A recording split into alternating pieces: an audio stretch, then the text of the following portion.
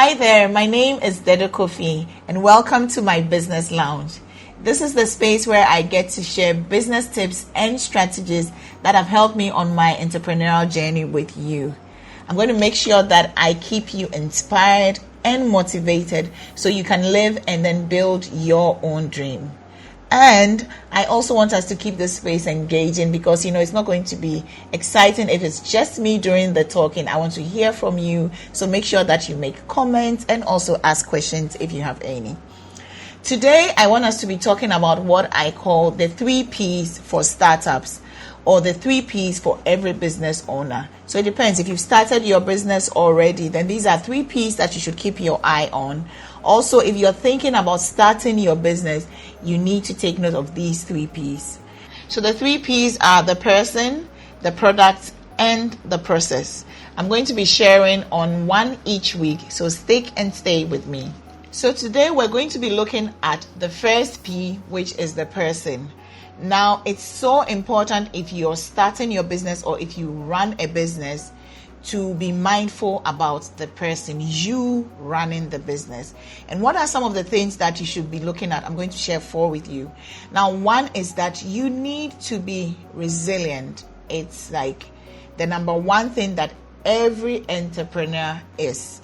And that's what you should be. If you're thinking of starting your business, then you must be able to build your resilient muscle. Now, why do you need to be resilient? Because so many things are going to be thrown at you as a business owner. Once you start your own business, it's not like your 9 to 5 where you don't have to worry about where salaries are coming from. You get paid anyway. You don't have to worry about bills being paid. You get paid anyway.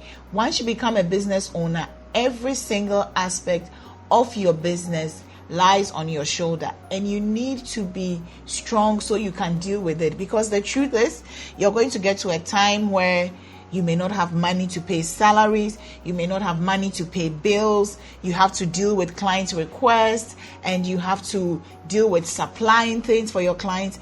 And sometimes these things can come to you. One time you're having issues with staff, another time you're having issues with maybe trying to pay a certain bill and you manage to fix it. Sometimes it comes like a tornado.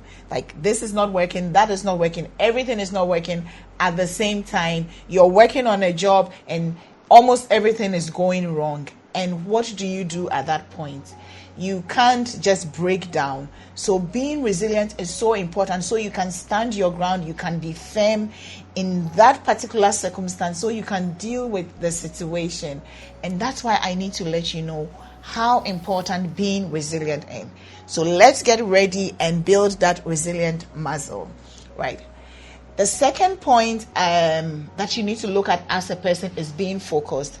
Now, being focused is so important because when you decide that you're doing your business, this is what you want to do. People have ideas, and trust me, when people are telling you things, they don't mean bad.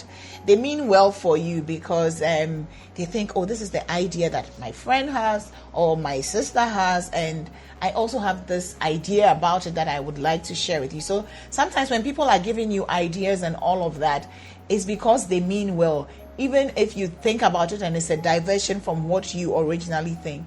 What's important is it's okay to listen. But remember, be slow to speaking, because sometimes our instincts can just let us say, well, I don't need this idea or I don't need that. Just listen, and then you in your own time decide if some of these ideas are worth what you are focused on doing or not. Just make sure that you maintain your focus in what you're trying to achieve. Any ideas or suggestions that come along the way, some of them you can decide if it's worth taking or not. But just make sure that you're focused so that you are not swayed left and right, and 1 minute you want to do this, the next minute you are changing plan and you're doing something else, and the next minute you're doing something else. I am not saying that you cannot do other businesses. So a lot of the times when we start our businesses, we start with one thing, and in 2-3 years, we probably added 1 or 2 other things, which is fine. But the main point I'm driving home is keep your focus. It's by being focused on what you're trying to build, what you're trying to achieve, that you would not be distracted by things that happen. Even you can be a distraction to yourself, because sometimes when you're stressed about what you're trying to do and everything, it can make you wonder if it's not better if, sometimes I wonder, is it not better if I am a videographer? I'll just be videoing people, but you don't know the ins and outs of what they also have to do. So what you're passionate about, that you're focused on doing, just make sure that you are doing all it takes to be able to achieve the goal that you set for yourself. So point number 3 to look at when it comes to you as a person running a business is that you need to be intentional. And running a business, I say these things because I know I'm a business owner and I know how it can get.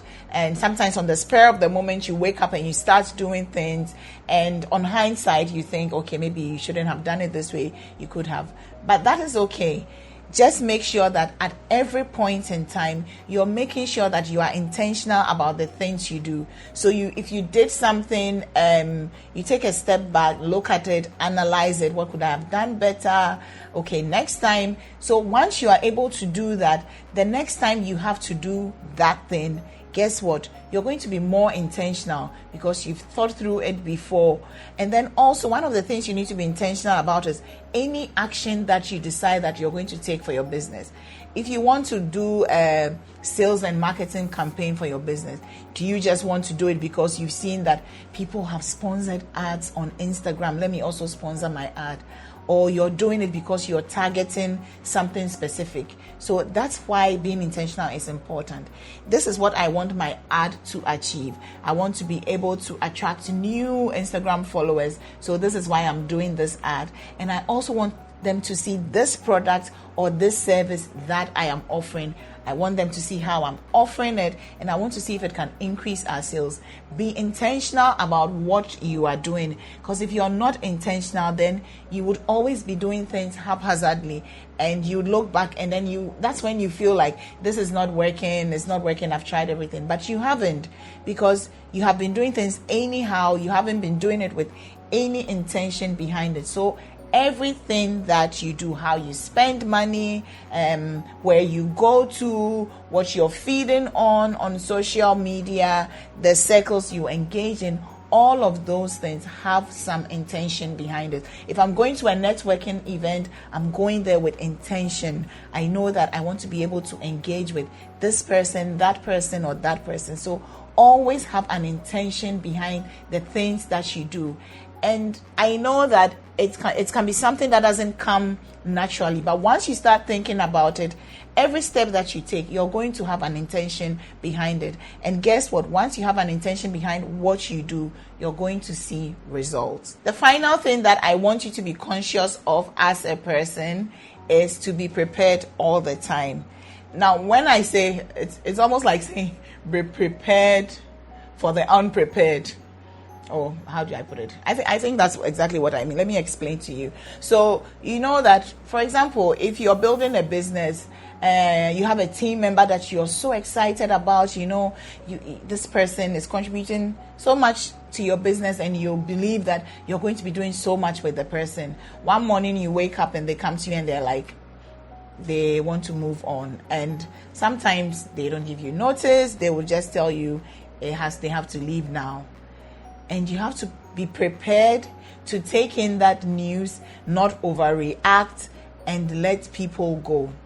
And so that's what I mean by being prepared. You have to be prepared for any event that you are not ready for.